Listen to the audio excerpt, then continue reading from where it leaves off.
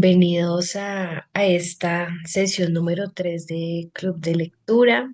Bienvenidos todos los que ya pudieron ingresar. Qué bueno que estén por ahí. Hoy nuestro club de lectura va a ser del capítulo 3. Estamos viendo No pudo Dios haber usado la evolución. Ese es nuestro capítulo 3. Bienvenidos todos. Vamos a empezar con nuestra oración, vamos a colocar este tiempo en las manos de Dios, también vamos a colocar esa situación que está pasando en nuestro país, Colombia, que todos conocemos y hemos estado orando.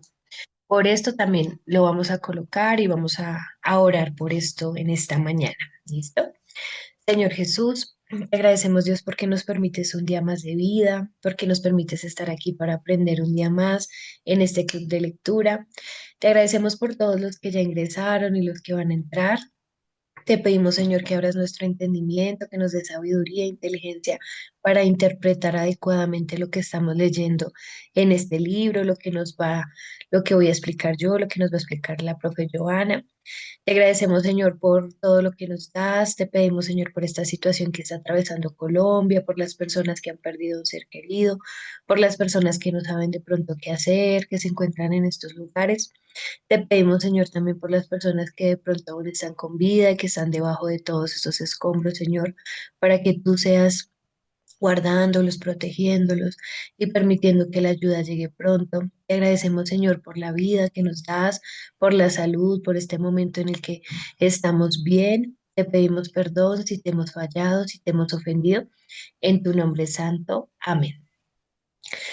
Bueno, entonces vamos a avanzar un poquito. Por acá les dejo el flyer que enviamos, ¿cierto? Y voy a estar yo con una parte, con la parte que siempre doy, que son algunos conceptos de este capítulo.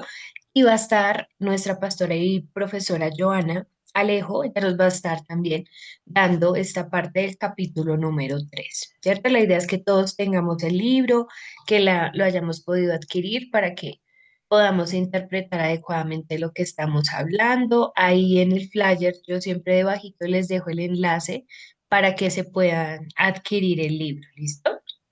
Vamos entonces a empezar con un concepto que aparece en este capítulo 3 y es qué significa alegoría. Miren lo que significa. Dice, una alegoría es una narración que utiliza personajes, acontecimientos, elementos simbólicos para representar una idea o una realidad diferente de lo que realmente cuenta. Tengo por acá un ejemplo y es una paloma blanca representa la paz, ¿cierto? Entonces, digamos que sin hacer alegoría podríamos entender que la paloma pues es un animal, ¿cierto? Pero si hacemos la alegoría, podríamos compararla o ponerla como un elemento de algo más, en este caso, del ejemplo pues de la paz, ¿cierto? En el contexto del libro, la vemos al decir que la historia de la caída de Adán y Eva es una alegoría, o sea que no significa literalmente lo que nos está diciendo, sino que significa algo más, ¿cierto? Sería como interpretarla como un relato simbólico, no necesariamente como un acontecimiento real. Aquí es el momento en el que nos hablan de alegoría en este capítulo número 3, ¿cierto? Casi que al principio nos empieza a hablar y nos nombra esta palabra. Entonces ahí ya nos quedó súper claro el concepto de a qué se refiere alegoría. Vamos a hablar un poquito sobre la teología paulina. A veces lo escuchamos y decimos, ay, pues debe estar relacionada con Pablo, ¿cierto?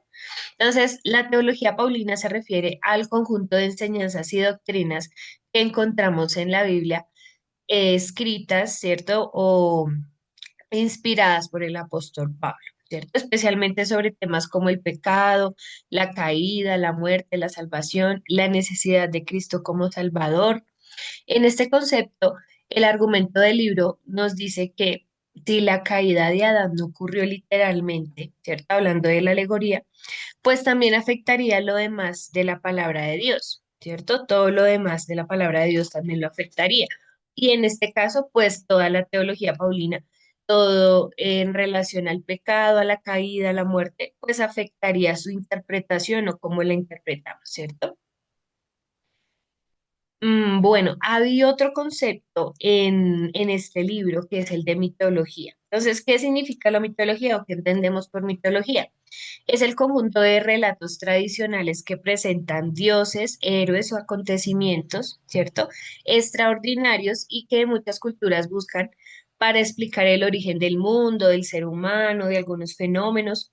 Tengo por aquí un ejemplo y es el ejemplo que ponen en el libro de Prometeo. Entonces, este mito habla de que Prometeo robó el fuego de los dioses y se lo entregó a los seres humanos, ¿cierto? Entonces ahí vemos que hace como un conteo, un cuento, ¿cierto? O nos cuenta acerca de cómo se creó, cómo se llegó al fuego, ¿cierto? En este caso, hablando de mitología. Si entendemos entonces que comparar a Adán con Prometeo implica tratarlo como un personaje simbólico o legendario, y no como una persona real, ¿cierto? O sea que cuando nosotros leemos los mitos decimos, ay, pues esto es falso, o esto es un mito, ¿cierto? O esto es un cuento que de pronto interpretaron las personas anteriores a nosotros, pero interpretar de esta manera la Biblia, pues le quita totalmente el peso, ¿cierto? El peso que tiene realmente. Ahí se los dejo para que piensen en ese concepto que también está en nuestro libro. Y habla también otra parte sobre la persuasión de Pablo. Acuérdense que yo les he dicho siempre que si empezamos a leer nuestro libro y no entendemos un concepto, pues lo mejor es parar e ir a buscar qué significa, ¿cierto? Si alguno no entendió alguno de estos conceptos que están aquí, pues la idea es que nosotros vayamos anotando qué significan, retomemos nuevamente la lectura. La parte de la persuasión de Pablo nos aparece escrita en el capítulo número 3 y dice, se refiere a la manera en el que el apóstol Pablo utiliza argumentos, enseñanzas para convencer a las personas de la verdad del mensaje que predica. No se limita a evangelizar, Pablo también razona, argumenta, exhorta para mostrar las consecuencias de aceptar sus enseñanzas. En este caso, la pregunta del autor es si la historia de Adán y la caída fuera solamente un mito o una alegoría. ¿Qué fundamento tendrían los argumentos de Pablo que habló sobre el pecado, la muerte, la necesidad de salvación, ¿cierto? O sea, no tendrían el mismo peso si viéramos la parte inicial, o el Génesis, como un mito, una alegoría, ¿cierto? Algo simbólico, pues no podríamos interpretar de la misma manera la persuasión de Pablo, ¿cierto? En el momento de evangelizar y la historia literal del Génesis. Entonces, ¿qué significa entender Génesis literalmente? Porque a veces decimos, no, pues de pronto no fue literal, pero no sabemos todo lo que abarca entenderlo de esa manera, ¿cierto? No sé si a ustedes en algún momento de la vida les ha pasado que dicen, no, pues de pronto sí no fue tan literal el Génesis y de pronto sí fue que pasaron muchísimos años ahí en el Génesis de un capítulo a otro y de pronto es que Dios lo quiso así, ¿cierto? A veces lo entendemos así y decimos, ah, no, lo vemos como muy normal, pero no entendemos o no alcanzamos a dimensionar pues de lo que estamos hablando, ¿cierto? Porque no lo hemos estudiado a profundidad. Entonces, significa interpretar esos acontecimientos narrados en Génesis como hechos reales e históricos, teniendo en cuenta el género, el contexto del texto. En esta perspectiva, Adán y Eva son considerados personas reales, ¿cierto? Personajes reales. Y la caída, acuérdense que cuando hablan de caída hablan del pecado, ¿cierto? Cuando Adán y Eva pecaron corresponde a un acontecimiento real ocurrido en la historia. Cuando algunas personas no lo interpretan literalmente, pues consideran que esos relatos del Génesis pueden tener un carácter simbólico, alegórico, que ya vimos que era, ¿no? Poético o teológico, ¿cierto? Y que no necesariamente describen los acontecimientos históricos de manera literal, como lo podemos a veces creer en historia cuando nos hablan sobre historia, que decimos, ay, no se debió ser exactamente así. Cuando cuando llegaron y descubrieron América debió ser exactamente así. Entonces, miren que a veces nosotros le creemos más a la historia, ¿cierto? Que a la Biblia realmente, que es el libro inspirado por Dios. Entonces, por ejemplo, pueden considerar que Adán representa a la humanidad y que la historia de la caída es una forma simbólica de explicar la entrada del pecado y el sufrimiento en el mundo. Entonces, el libro argumenta que el argumento que se está presentando defiende que si la caída se convierte únicamente en un mito y una alegoría, habría que preguntarse qué sucede con las enseñanzas posteriores que se apoyan en ella, ¿cierto? Perderían fuerza. Hay otro concepto que es el de transigencia, es ceder o hacer concesiones frente a una idea, un principio, una postura, especialmente cuando esas concesiones terminan debilitando aquello que originalmente se defendía. Entonces, un ejemplo de transigencia es dos amigos que quieren escoger películas diferentes, pero uno de ellos cede y dice, bueno, sí, veamos la que tú quieres, como por no entrar en conflicto, ¿cierto? O como por decir, bueno, sí, veamos esa. Ahí entonces se está perdiendo pues esa postura inicial, ¿cierto? Entonces nosotros que de pronto decimos que somos cristianos, que defendemos la fe, ¿cierto? Que decimos que Dios es el creador, perdemos un poco de esa fuerza inicial al decir de pronto que no, que de pronto la parte inicial del Génesis, pues es una alegoría, ¿cierto? O un simbolismo, o que dentro de esa parte inicial, pues pasaron muchísimos millones de años, porque no estamos, digamos que siendo consecuentes con lo que pasa después, ¿cierto? Entonces le estamos quitando peso a la parte inicial, a la creación. En este contexto, entonces, el libro utiliza la palabra para enseñar cómo de una generación a otra pueden hacerse pequeñas concesiones respecto a los principios bíblicos. Con el tiempo, esas concesiones pueden aumentar hasta debilitar o erosionar el fundamento de la fe. Miren que acá aparece un concepto científico, ¿no? Erosionar, modificar, desgastar el fundamento de la fe. ¿Listo? Bueno, hay una última parte con la que yo quiero ya terminar para darle paso a la profe Joana y es Juan 3:12. Yo siempre les traigo algo como que me impactó del capítulo y en este caso pues fue este versículo. Dice, si os he dicho cosas terrenales y no creéis, ¿cómo cree, cómo creéis si os dijere las celestiales? Entonces miren que acá suena como que nos ha dicho las cosas, Dios nos ha dicho las cosas que podemos entender, ¿cierto? Y que a veces no las entendemos y que cómo queremos que Él nos diga cosas mayores, ¿cierto? O que nos dé mayor conocimiento porque ahí de pronto nos vamos a perder, ¿cierto? No vamos a entender o nos vamos a alejar de ellos. Entonces, este versículo es bastante impactante y ahí se los dejo para que lo puedan ver. Entonces, cosas terrenales, Jesús utiliza realidades que podemos comprender para enseñarnos cosas espirituales o verdades espirituales profundas. La incredulidad, si una persona no acepta las verdades que Jesús explica de manera comprensible, difícilmente podrá aceptar las verdades espirituales que están más allá de nuestra experiencia y de nuestro razonamiento, ¿cierto? Cosas celestiales, Jesús señala que existen realidades espirituales que no podemos comprender completamente solo mediante nuestra experiencia humana, sino que requieren revelación de parte de Dios, ¿cierto? Hay cosas que nosotros no logramos entender. Bueno, ya con esto le entrego esta parte entonces a nuestra pastora y profe Joana. Ya puedes continuar. Y por ahí ya ingresaron los demás. Bienvenidos. Dale, ya te escuchamos.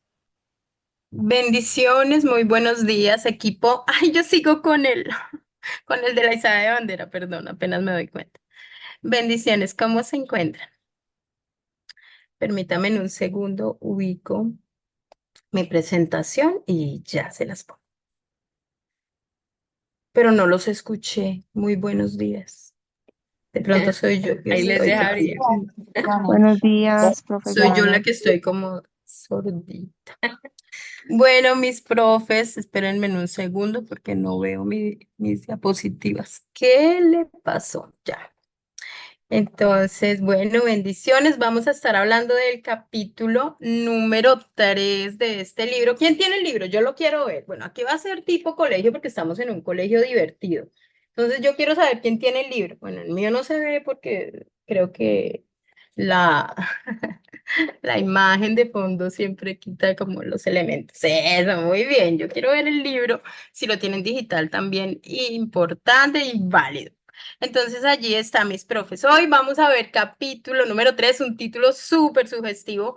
Y entonces vamos a intentar hacerlo así como dinámico, chévere, leyendo, porque es club de lectura, contestando unas preguntitas para rajarlos, no mentiras, para saber ¿Qué grado de concepto tenemos de la lectura? Perdón que yo soy así como medio extrovertida, pero es parte de mi personalidad, así que ahí me van a ir escuchando. Listo, mis profes. Yo cierro siempre el video porque si no, como a los 5 minutos empieza. No, no me gusta así, entonces prefiero que me escuchen porque ya me vieron. Listo, mis profes. Entonces empezamos. Y este es nuestro club de lectura del día de hoy. Vamos a ver capítulo 3. Entonces, la pregunta que les dije hace un momento, que era súper sugestiva, ¿no pudo Dios haber usado la evolución? A mí me parece ese título sugestivo. Y bueno, vamos a ver a este señor Ken Ham, que es el escritor del libro, y vamos a mirar en el transcurso del capítulo si es compatible la evolución con la Biblia o si no, y un análisis sobre autoridad, fe y los orígenes, que es súper importante. Eso es lo que vamos a, como a estar viendo en nuestro día de hoy. Entonces, vámonos aquí con nuestra primera parte y espérenme porque creo que se me voló la... Listo. Entonces, acá donde dice, no pudo Dios haber usado la evolución. Vamos a mirar acá eso.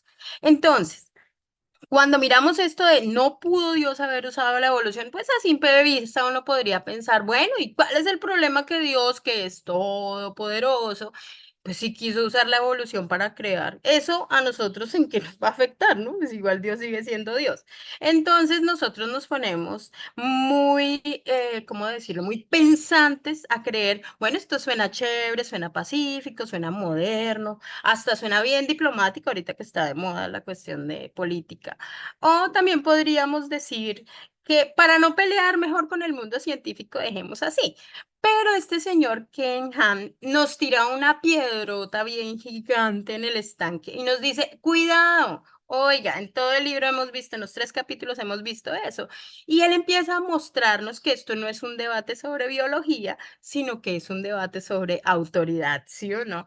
Entonces, para mirar toda esta parte, vamos, y como es un club de lectura, entonces no solamente vamos a leer así la diapositiva, sino que vamos a estar analizando varias cosas del libro.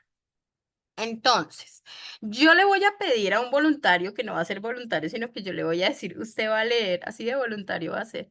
Y espérenme, abro mi lista de asistentes. Entonces, le voy a pedir el favor a la primera persona que me aparece en mi lista y es la profe Luz Ángela. Entonces, yo le voy a pedir a la profe Luz Ángela, por favor, que abra su libro en la primera página del capítulo 3 y que me haga el favor y me lea así con voz de locutor dramático la pregunta principal y el primer párrafo, por favor. Hola, buenos días. Bueno, Bueno, primer párrafo, ¿no? ujú. No, ¿no pudo Dios haber usado la evolución? Durante el juicio de Scopper en 1925, el abogado de la ACLU, Clausen Daurum, puso a William Jennings Bryan, visto como el hombre que representa el cristianismo, en el tribunal y lo cuestionó acerca de su fe. Durante el cuestionamiento, Darrow despreció la fe de Bryan en la Biblia contra su creencia en el pensamiento científico moderno. Darrow cuestionó a Bryan acerca del significado de la palabra día en Génesis. La respuesta de Bryan rechazó rotundamente la clara enseñanza de la Escritura que los días de Génesis 1 son 6 días literales de aproximadamente 24 horas cada uno. En cambio, Bryan adoptó el pensamiento moderno de la evolución cuando dijo, yo creo que hubiera sido igual de fácil para el Dios en quien creemos crear la Tierra en 6 días como en 6 años o en 6 millones de años o en 600 millones de años. No creo que sea importante lo que creamos en cuanto al tiempo. Esta es la primera vez que un cristiano rechaza el sentido intencional de la palabra de Dios y con certeza no será la última vez. Muchas gracias, mi profe. Ganaste muchos puntos por esa excelente lectura. Entonces, si miramos el libro, miren la provocación con la que nos deja el autor. Entonces, ¿qué hace allí? Si nosotros comenzamos a, como, ¿qué palabra utilizo allí? Si cedemos aquí, pues ¿dónde nos vamos a detener? Entonces, si decimos que los primeros capítulos de la Biblia, como decía la profe hace un ratito, Son solo cuentos o metáforas porque la cultura presiona siempre con eso. ¿Con qué autoridad nosotros le vamos a enseñar a un estudiante homic o a un hijo de nosotros sobre la resurrección o los milagros? ¿Cómo les vamos a decir, oiga, eso sí es real? Entonces, mis profes, ajusten allí bien todo su conocimiento porque vamos a hacer como ese recorrido, ¿no? Con unas preguntas así bien interesantes que van a ir surgiendo poco a poco. Entonces, póngale cuidado acá donde dice implicaciones en la escritura. Entonces, este es como el plato fuerte del día de hoy. Y para que, digamos, acá, para que veamos rápidamente de qué trata esto, yo les voy a hacer como un reto express. Y entonces aquí van a tener solamente 10 segundos para abrir su Biblia en Génesis 1:1 y me van a buscar, o me lo van a leer en voz alta, así súper rápido, a ver quién primero lo encuentre.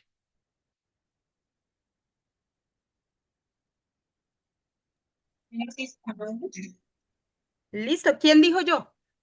Voy a mirar. Listo. ¿Qué dice 1:1? Génesis. En el principio Dios creó los cielos y la tierra. Muchísimas gracias. Más puntos. Excelente, profe. Entonces, profe, no importa acá realmente nosotros qué materias enseñamos, ¿no? Si matemáticas, español, ciencias sociales, biología, bueno, en mi caso filosofía, sino que todos en el aula nos enfrentamos, en el aula, perdón, nos enfrentamos a lo mismo. ¿Y qué es eso? Pues, ¿cuál es la fuente de verdad y de autoridad que nosotros le damos a los chicos? Entonces, nosotros a veces tenemos nuestros principios bíblicos, intentamos como en todo eso dar toda la impartición del conocimiento inicial de Dios y después viene todo lo técnico y todo eso. Pero bueno, ¿y eso qué? Entonces aquí es donde nos venimos desde allá para acá y empezamos a analizar este libro por qué sirve y para qué es. Entonces, este señor Ken Ham plantea algo bien contundente en esta sección y por eso es muy importante. Entonces, aquí le voy a pedir el favor a un profe que sea de español o de ciencias y que me lea, por favor, esta diapositiva.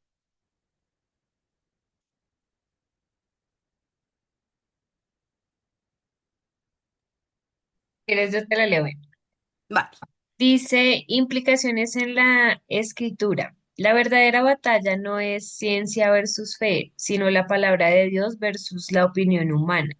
Si el Génesis es solo una alegoría, ¿en qué página empieza la verdad? Muchas gracias, profe, excelente. Entonces, gracias. Allí, miren lo profundo que es esto.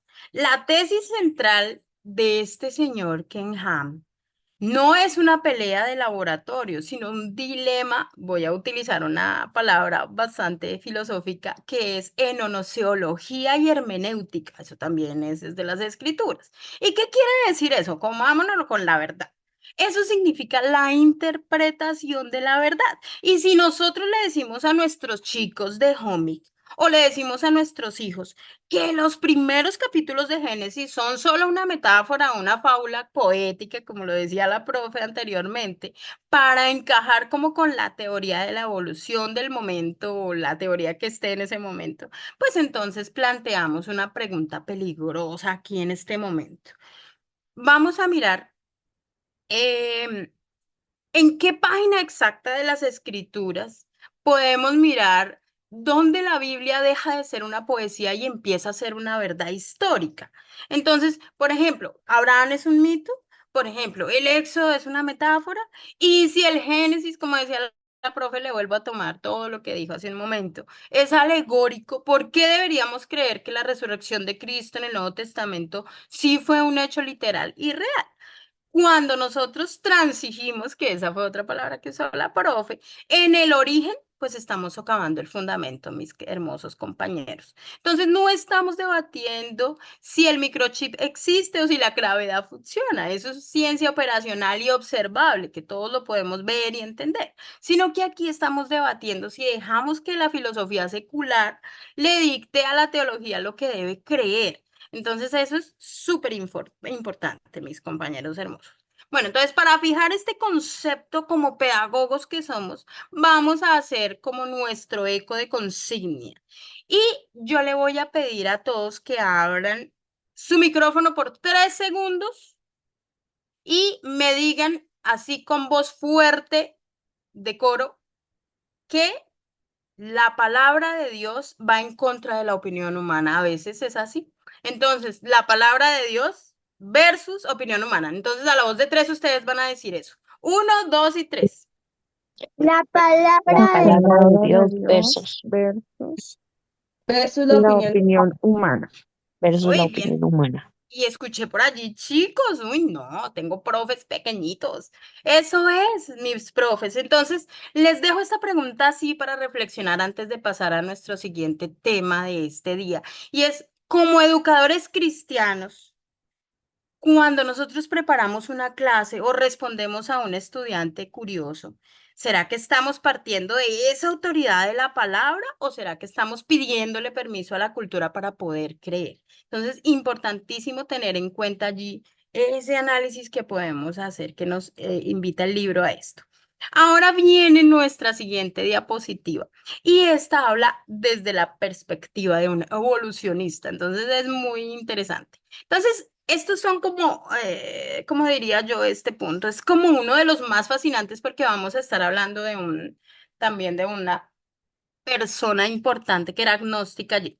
Entonces, van a buscar en sus libros rápidamente, pero yo los veo ágiles allí a mis profes y a mis chicos que están por allí escuchándome y si hay papitos también. Entonces busquen en sus libros rápidamente la sección, perdón, donde Ken Han habla de un hombre llamado Thomas Huxley y le dicen el famoso Bulldog de Darwin. Tienen 10 segundos para el que encuentre primero la página y me diga en qué página está. Página 27. Ista, profe, está en todo muy bien, felicitaciones, claro que sí. Entonces, en esta sección, Kenham cita a este señor llamado Thomas Huxley, y este señor es un hombre que no era cristiano, era un hombre agnóstico, pero tenía un convencimiento, estaba súper convencido de eso. Entonces, sin embargo, este hombre entendió algo que es muy importante para las áreas puras como la matemática, bueno, las ciencias como la física y aún un poco de la filosofía. La lógica es muy importante, eso lo saben mis profes y hay profes de matemática y física o de química y todos los que manejan ciencias puras. Entonces, la Biblia tiene la lógica pura también. Y a veces muchísimos teólogos no la comprenden. Entonces aquí vamos a mirar rápidamente, vamos a leer con la voz de Huxley, ay mentiras, porque no sabemos cómo era. Entonces me van a leer ese párrafo donde Huxley analiza, allí hay algo importante.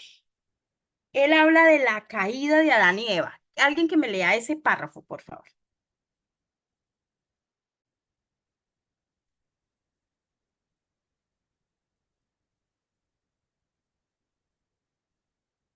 ¿Haces referencia al ensayo? Sí, sí, sí. Ok, Yo lo la voy a... leo. Este que dice, se me hace difícil comprender cómo alguien, ese profe Joana, Ese así, ese sí, señor. dice, página 27, se me hace difícil comprender cómo alguien por un momento puede dudar de que la teología cristiana debe sostenerse o caer con la veracidad histórica de las escrituras judías. La concepción del Mesías o el Cristo está perdón, inextrica, ay, no puedo con esa palabra, inextricablemente entrelazada con la historia judía. La identificación de Jesús de Nazaret con el Mesías se basa en la interpretación de los pasajes de las escrituras hebreas que no tienen ningún valor probatorio a menos que posean el carácter histórico asignado a ellos. Si el pacto con Abraham no se hizo, si la circuncisión y los sacrificios no fueron ordenados por Jehová, si las 10 palabras no fueron escritas por la mano de Dios en la tabla de piedra, si Abraham es más o menos un héroe mítico, eh, ay, perdón, es que como Teseo, la historia del diluvio fue una ficción y la caída es una leyenda y la creación el sueño de un vidente. Si todos estos relatos definidos y detallados de hechos aparentemente reales no tienen más valor que las historias de los reyes legendarios de Roma. ¿Qué debe decirse acerca de las doctrinas mesiánicas que tiene un enunciado de menor claridad? ¿Y qué acerca de la autoridad de los escritores de los libros del Nuevo Testamento, que según esta teoría no aceptaban las débiles ficciones como verdades sólidas, sin embargo han construido los mismos cimientos del dogma cristiano sobre las arenas movedizas de las leyendas? Excelente, mi profe, muchas gracias. Y por allí otro profe que esté súper pilo y que tenga Biblia a la mano, que me busque Primera de Corintios 15:22 o Romanos 5. Bueno, pero Romanos 5 va a ser más largo. No, Primera de Corintios 15:22, para hacer allí un ajuste y un análisis que vamos a ver en este momento sobre esa perspectiva. Primera Corintios, ¿no 22? Sí, 15:22. Primera de Corintios 15:22.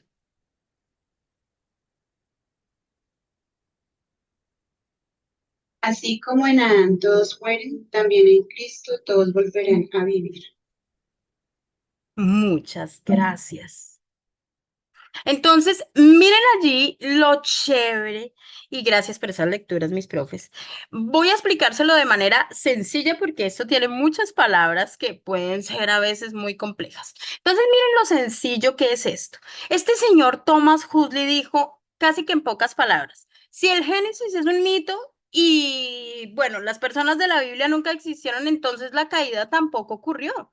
Así de sencillo. Entonces vamos a visualizarlo como una fila de fichas de dominó. Si uno tira la primera ficha, que es Adán no fue real, después viene la segunda ficha, que es el pecado original no entró por un hombre, después viene la tercera ficha que dice, bueno, la muerte no es castigo del pecado. Y después puede caer la otra ficha que dice, Jesús no tenía nada que rescatar en la cruz. Entonces, ¿qué pasa? Un ateo agnóstico vio con total claridad como que toda la estructura legal de la Biblia, así en un solo momento. Entonces, si nosotros quitamos el cimiento del primer hombre, que es Adán, al último hombre, que es Cristo, todo deja de tener sentidos, mis amados profes, papitos, mamitas y niños que estén por allí. Entonces, eso es lo que vamos a analizar. Entonces, vamos a hacer como un tribunal acá en 60 segundos y yo les voy a lanzar una pregunta rápida para que me respondan así súper rapidísimo y les voy a hacer la siguiente pregunta y la van a analizar y me van a contestar. ¿Por qué creen que a un ateo le conviene tanto que los cristianos digamos que Adán es solo una metáfora? Ya que la profe habló tanto de eso hoy. A ver, quiero ver manitas levantadas. Pueden analizar.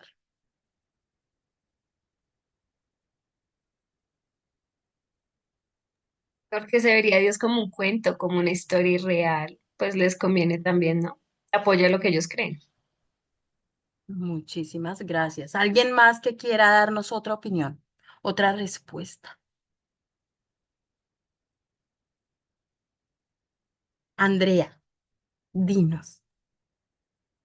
Pues considero que si retomamos esa parte de ahí para allá, estaría en tela de juicio todas las verdades de la escritura.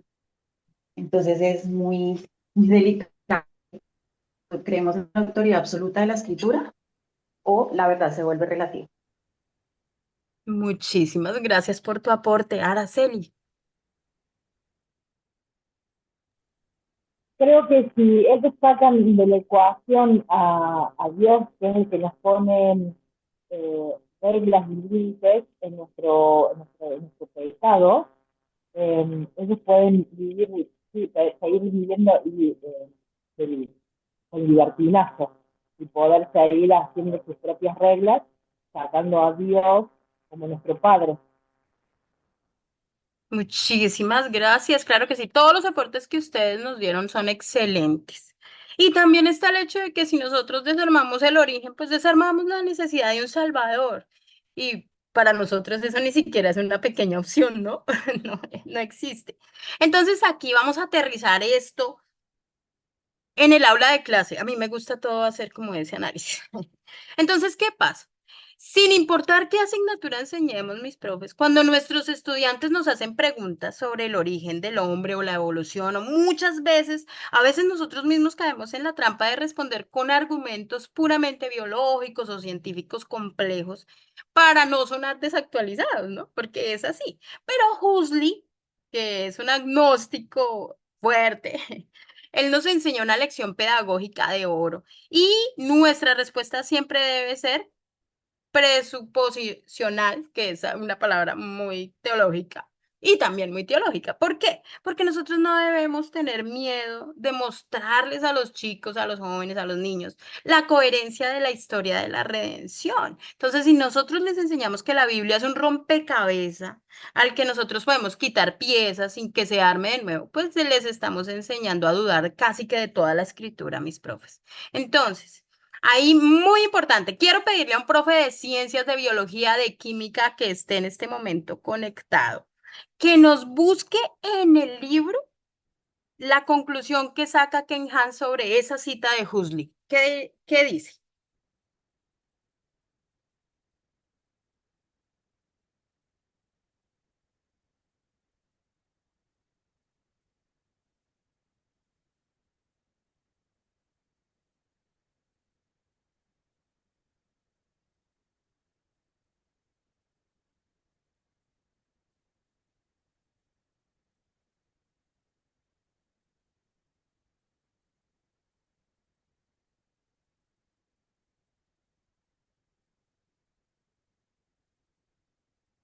¿No hay profe de química?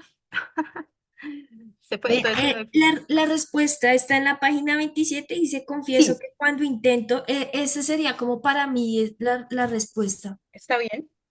Dice, confieso que cuando intento seguir a aquellos que hablan sutilmente como tipos y alegorías, me molesto. Una fuerte pasión por la claridad me impulsa a preguntar, rondeos, si el escritor intenta decir que Jesús creía o no en las historias en cuestión.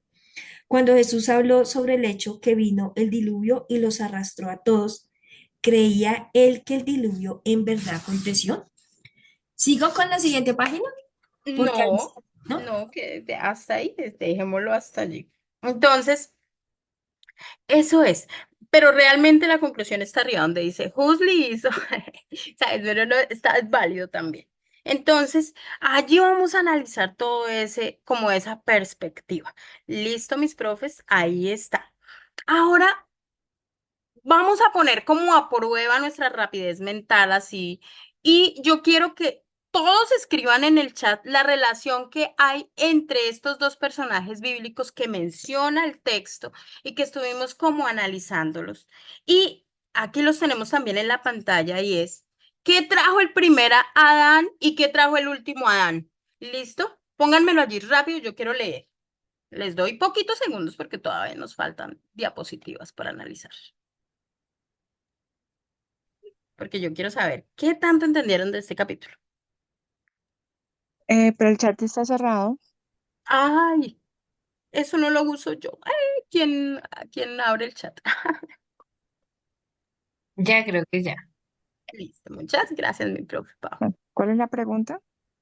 Completen la frase. El primer Adán trajo, y ahí me escriben que trajo el primer Adán, y después el último Adán que trajo. Son dos palabritas así rápidas.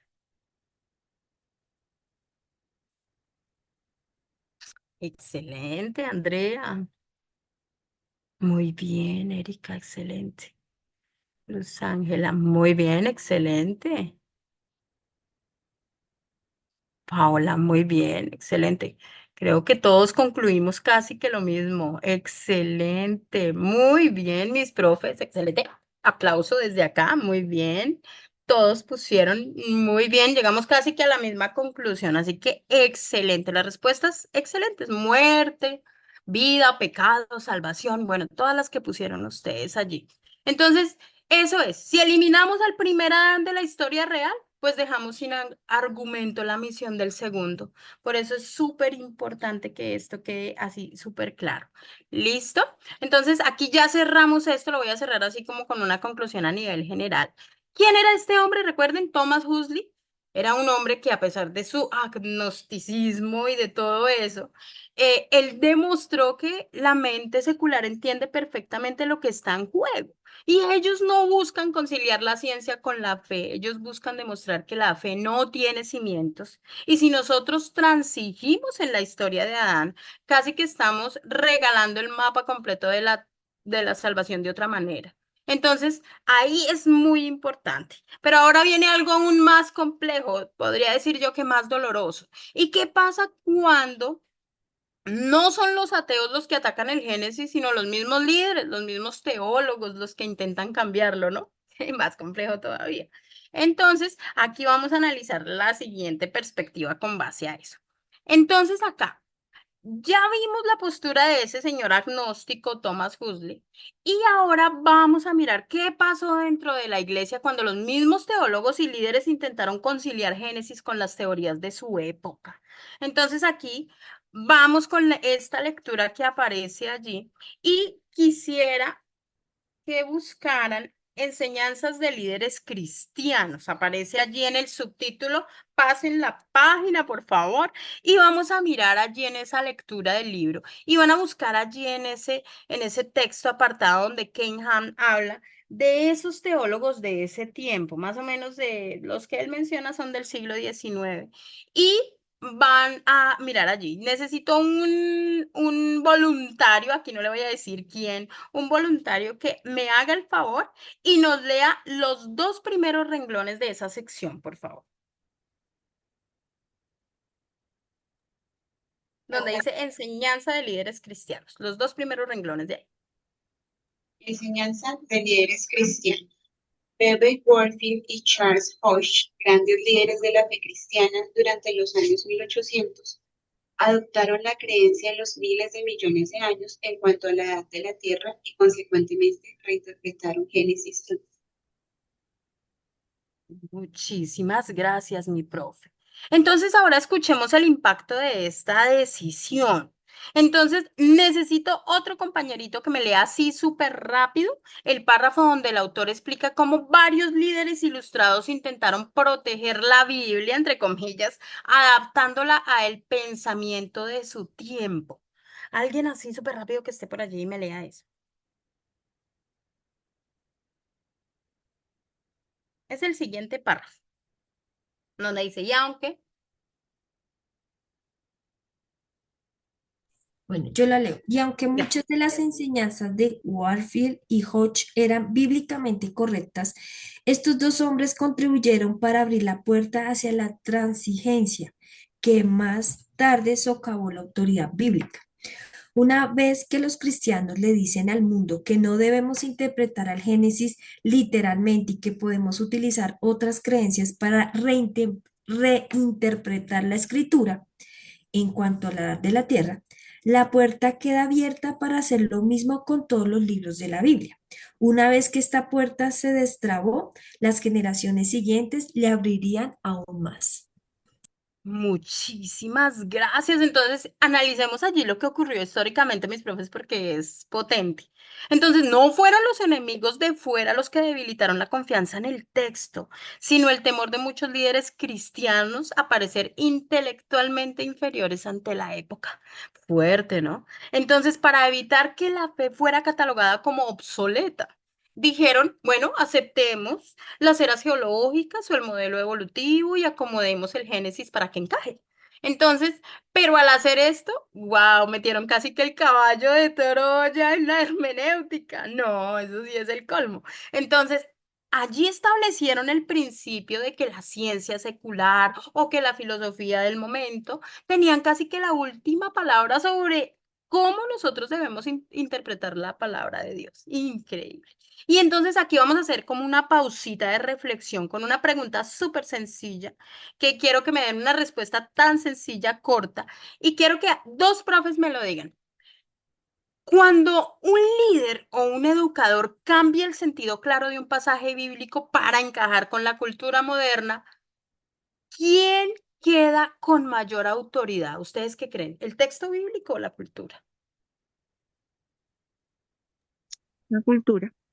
Muchas gracias. ¿Quién más me dice eso? Otra persona. Sí, la cultura. Gracias. Entonces, muy rápidamente, evidentemente, la cultura, el pensamiento humano, la academia, todo eso se lo estamos entregando al árbitro final, perdón, a la opinión humana que es cambiante, porque vivimos en un mundo evolutivo. Entonces cambia todo, evoluciona mal. Entonces, Allí vamos a ver qué los pongo a hacer. No, no, aquí vamos a pasar, aterricemos a algo más práctico allí.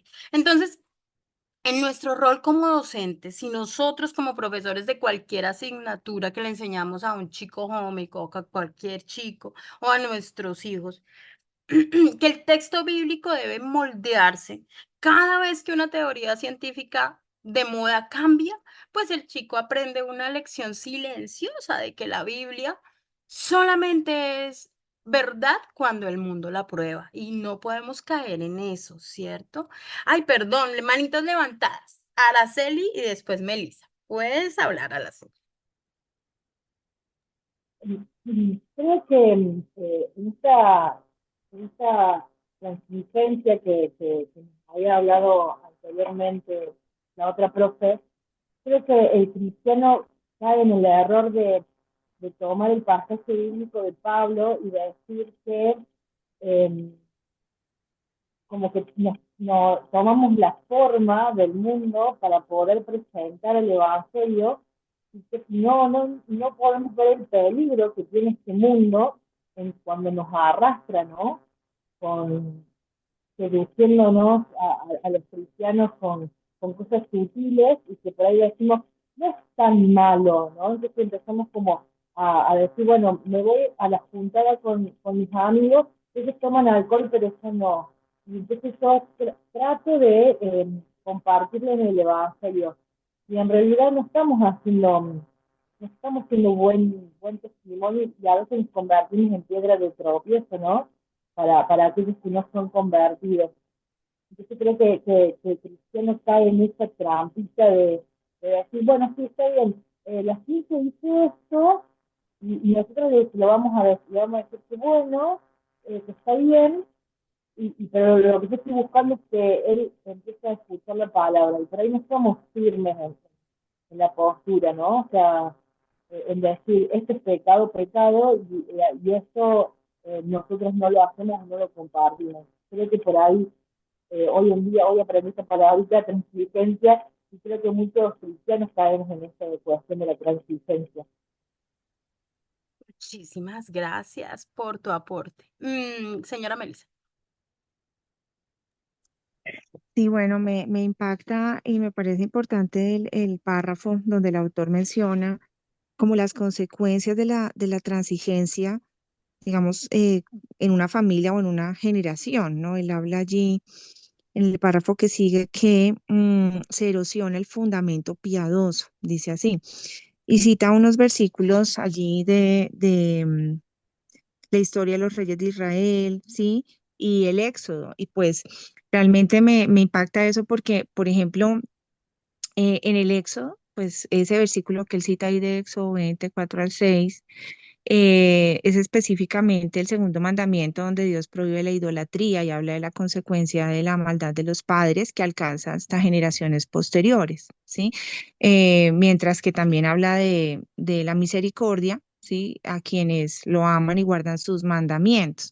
Entonces, es como lo importante que debemos ser conscientes de esa influencia espiritual generacional, de lo que sucede cuando una generación tolera o se vuelve transigente frente a una comprensión, una cosmovisión bíblica clara y ser radical frente a eso, ¿no?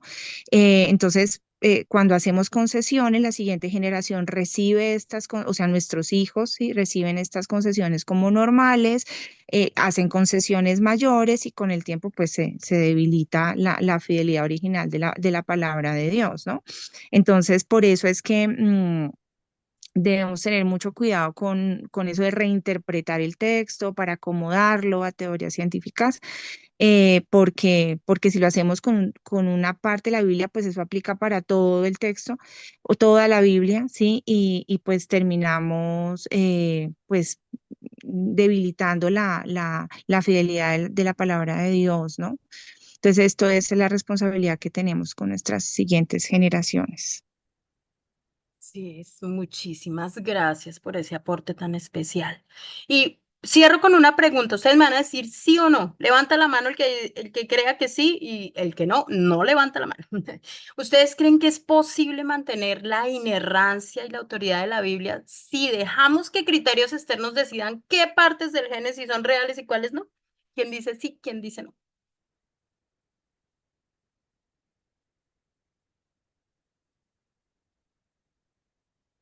Muy bien, están pilos, me encanta. Pues definitivamente no. La respuesta es un no categórico. La coherencia de la Biblia no se puede fraccionar, no se puede convenir, nada de eso. Entonces, aquí concluimos esta diapositiva con qué idea? Pues sabiendo que los líderes tenían una intención allí. Yo estoy segura que la intención de ellos, de pronto allá en el siglo XVIII, XIX, pudo haber sido noble, ¿no? Ellos querían defender la fe a toda costa. Lamentablemente el método destruyó la base y no se puede defender la autoridad de un libro cediendo aún su primera página. O sea, hay que ser muy cuidadosos con esto. ¿Listo, mis profes? Y aquí yo creo que para cerrar vamos a... Espérenme un segundito. Listo, el carácter de Dios. Vamos a mirar esta última diapositiva. Y aquí vamos a mirar algo muy chévere. Y vamos a hablar de lo que decía este señor Ken Han. Y el texto, bueno, necesito que me hagan el favor y busquen donde dice implicaciones del carácter. Vamos a leer allí eso que dice implicaciones del carácter. ¿Listo? Ya encontraron ese subtítulo. Entonces necesito que alguien me haga el favor y me lea un párrafo rápidamente, el párrafo donde dice la Biblia comenzó con la suposición. Bueno, dice, la Biblia comenzó con la suposición que Dios creó y finalizó un mundo perfecto del cual los seres humanos cayeron en un acto cósmico de rebelión. El pecado original fue la realidad que presumíamos que toda la vida vivía. En cambio, Darwin postuló una creación sin terminar, por tanto, una creación imperfecta. Los seres humanos no cayeron de la perfección al pecado como la Iglesia ha enseñado durante siglos. De ahí viene el mito básico del cristianismo que interpreta a Jesús como el emisario divino que vino a rescatar las víctimas de la caída, haciendo que los resultados del pecado original fueran sin efecto. Muchísimas Esto gracias. dice que lo dijo el obispo retirado de la diócesis episcopal de Newark. Muchísimas gracias. Entonces, miren, profes, ese dilema ético. Si leemos toda la página, no sé quién de ustedes leyó el capítulo completo, pero si miramos en toda esa página y un pedacito de la que sigue, habla también del registro del fósil que se formó durante millones de años antes de que apareciera el primer ser humano. Entonces, esto significa que el cáncer, la violencia, la enfermedad, la muerte ya existían antes en el mundo. Pero en Génesis 1:31, cuando Dios termina la creación, dice que mira que todo lo que hizo y dice, era bueno en gran, ¿qué dirían ustedes? ¿Cómo dice Manera. el texto? Muy bien, En gran excelente. manera. En gran manera. Entonces no era en pequeña manera, era muy gran manera. Entonces, la pregunta inevitable aquí, ¿cuál es? ¿Puede un Dios de amor mirar millones de años de agonía, de tumores, de muerte y llamar a eso bueno en gran manera? ¿Ustedes qué dirían?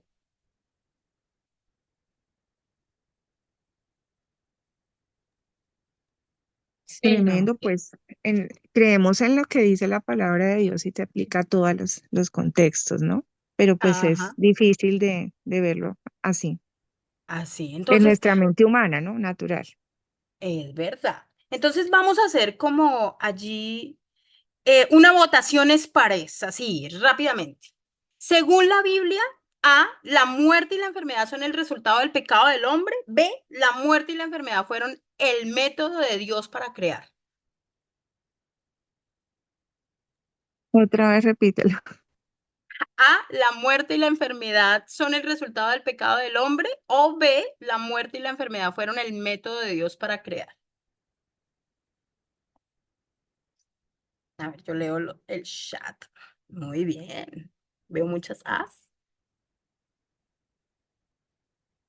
Excelente. Llegamos a la misma conclusión, mis queridos. Exacto, la opción es A, es la única que mantiene intacta la justicia y el amor de Dios. Entonces, alguien que me haga el favor, porque ya casi voy a cerrar, que me lea Primera de Corintios 15:26 rápidamente.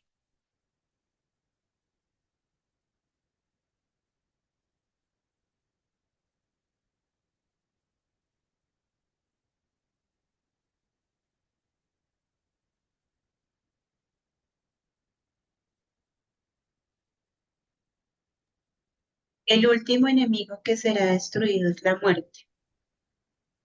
Muchísimas gracias. Entonces, aterricemos esto a una pregunta real. Si un estudiante de secundaria o primaria nos puede hacer eso en la clase, profe, si Dios es bueno, ¿porque existe el cáncer o el sufrimiento? Algunos les han preguntado eso. Ay, no me digan que no, porque yo sé que esa pregunta la han hecho. Y puede ser con otras cosas, la violencia, la pobreza, bueno, millones de cosas. Entonces, si adoptamos la postura evolutiva de millones de años, pues la culpa del sufrimiento siempre va a recaer sobre Dios, porque él habría usado la muerte para crear. Pero si nos mantenemos en la postura bíblica, la respuesta es clara. Dice, Dios creó un mundo perfecto y el dolor y la muerte entraron por la rebelión y el pecado ¿de quién? ¿El pecado de Del quién? hombre. Así es, estamos ahí metidos nosotros. Y entonces la culpa del sufrimiento es del pecado, no del carácter de Dios. Entonces, para fijar claro este concepto, una pregunta así súper rápida, un solo profe que me responda, ¿qué le pasa al evangelio si la muerte no es consecuencia del pecado?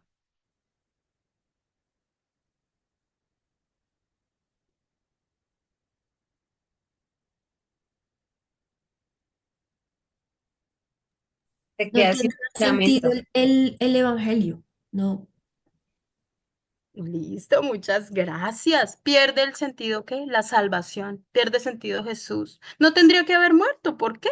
Si la muerte no es la paga del pecado, pues la muerte de Cristo en la cruz pierde toda la razón. Y aquí, en conclusión, pues defender la creación en 6 días literales, que es casi que el planteamiento inicial, no es un capricho científico, es defender la santidad, el amor y el carácter perfecto de nuestro Dios. Y ahí está, mis amados profes. Espero que haya sido, espérenme, yo cierro esta pantallita para que ya la profe pueda dar. Espérenme, ya dejo de compartir para que la profe. Y eso es todo, mis profes. Espero les haya gustado mucho este capítulo, así como lo disfruté yo. Nos faltó lo de la transigencia. Quizás si en otro momento nos volvemos a ver, me encantaría retomar. Me gustó mucho. Espero que hayamos aprendido juntos y que hayamos disfrutado de este capítulo. Muchas gracias, profe Pau. Puedes continuar. Bueno, listo, mis chicos, muy bien. Bueno, vamos a dejar acá la publicidad de lo que continúa. Acuérdense en que nos vemos un miércoles sí el día y un miércoles no y el otro sí, ¿cierto? O sea que el siguiente miércoles no nos vemos hasta el 26 de agosto. Colóquenlo ahí en el calendario para que lo tengan pendiente. Mismo enlace, vamos a estar con nuestra docente de español, Angie Rodríguez, y conmigo, ¿cierto? Haciendo esta parte a las 7 de la mañana, el 26 de agosto, todos son invitados. Y vamos entonces a cerrar ya con la oración, agradeciéndoles a todos por haber ingresado. Aquí en el chat está anclado la página para poder adquirir nuestro libro si todavía no lo tenemos. Y gracias a todos por participar, por ingresar. Vamos a orar. Gracias a la profe Joana por su tiempo, por su dedicación, por compartirnos este capítulo. Gracias, profe Joana. Vamos a orar, vamos a agradecerle a Dios por este tiempo. Señor Jesús, te agradecemos Dios porque nos permitiste un día más de aprendizaje, de estar aquí en este club de lectura. Te pedimos, Señor, que todo lo que aprendimos se quede en nuestra mente, en nuestro corazón y que podamos ponerlo en práctica para explicarlo a otros que también tienen esas dudas y de pronto cometen estos errores. Te agradecemos, Señor, porque nos permites este conocimiento, porque nos permites este tiempo para poderlo compartir aquí todos juntos. Te agradecemos, Señor, por todo lo que nos das, por la vida, por la salud. En tu nombre santo. Amén. Bueno, gracias a todos, Dios los bendiga, que tengan buen resto de día y nos estamos hablando. Gracias, Chao, buen día. gracias. Dios los Gracias. bendiga. Buen día Gracias. para todos. Gracias.